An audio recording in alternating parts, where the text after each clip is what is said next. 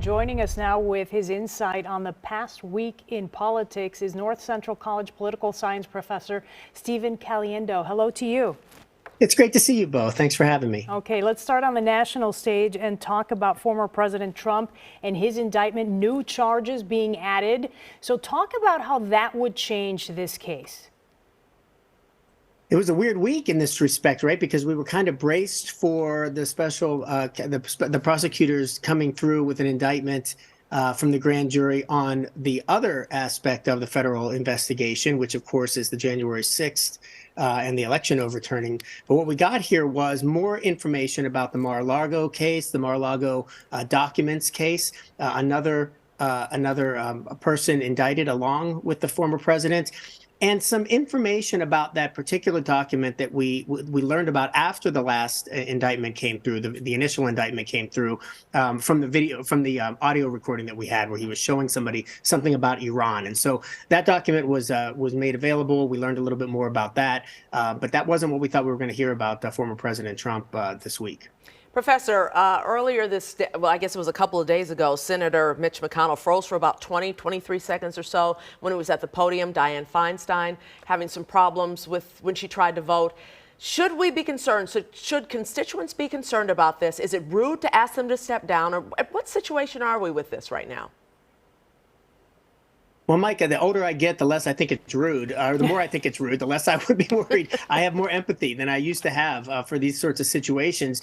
And really, though, I have to tell you that the question's a good one because it is about politics as much as anything else. You know, we talked about one Republican and one Democrat, both U.S. senators who had some clearly visible health trouble this week.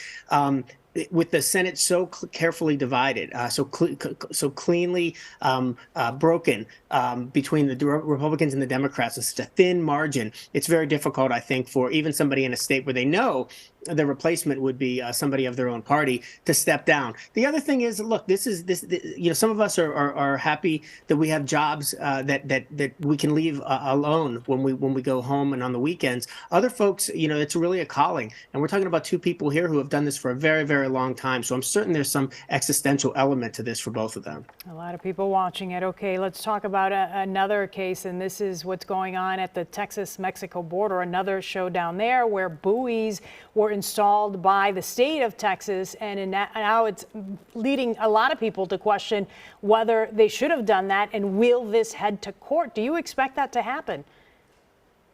I do. It's going to have to at this point. I mean, there was, you know, this is a textbook sort of states' rights versus the federal government, a federalism question. Who has the right to secure these borders and who has the right to protect them, et cetera. Texas is going to argue that the federal government hadn't been doing its job and that Texas is disproportionately harmed as a result of that. And so they took particular action. The federal government told them to stop. And the governor of Texas said, we're not going to remove that. And so the only way this will be resolved, if it doesn't come to some understanding behind the scenes, is going to be through court. What was supposed to be a rubber stamp on a plea deal for Hunter Biden this week kind of backfired on him. Now both sides are going back to the drawing board, given 30 days. Where do we stand here? And that was a weird day too, right? That was another weird day, yeah. We had lots of weird days this week. It was a weird week. You know, we expected things to happen pretty quickly, usually about 25, 30 minutes. The judge would ask both parties about, both attorneys, really counsel, about what the terms of the deal are. But the judge really did a great job. She did her job of asking important questions to make sure there was clarity between what was involved in this deal. And what emerged from that discussion, from those questions, was there wasn't clarity between Hunter Biden's team and the prosecutors here in terms of what it would mean for future investigations or any future charges that Hunter Biden might be brought for him. So it was good that there was clarification, but even after a break and they seemed to come to another debate or another deal, excuse me, the judge said, no, wait, I'm not comfortable yet. I don't know if I'm supposed to be in this position. It ended up being a separation of powers issue about the judiciary and the executive branch. So now we're going to have to wait a month and find out what happens. And we should also say that's a Trump-appointed judge. That's correct. It is, yes. Okay. And as we talk about things getting weird, UFOs was another big topic of discussion. Yeah, right. Another big topic of discussion this week, where they, they had a complete hearing on this to talk about what was found, what has been found, what was spotted. People obviously taking it very seriously. What comes next? What's sort of the outcome for this? What are we expecting to get out of it? This is the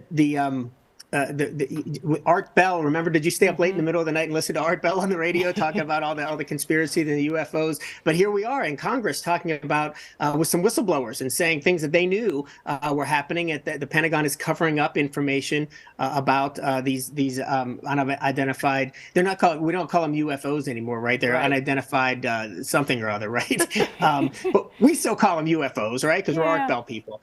And so the question is, really for me, does it play into a narrative that the American people have bought into, that the government is keeping something from them? Is it just another sort of brick in that wall of asking, do you trust your government? Is your government being clear with you? Are you getting the real story? And so it's not that it's not important to ask these questions and find out what we know, but there seemed to be a lot of theater involved in this particular hearing, which is not unique to this Congress. Yeah, it's a talker. Thank you, sir. Dr. Stephen Maynard Caliendo from North Central College. Thank you for joining us. Be safe, be well. Great to see you both. Have a good weekend. You too.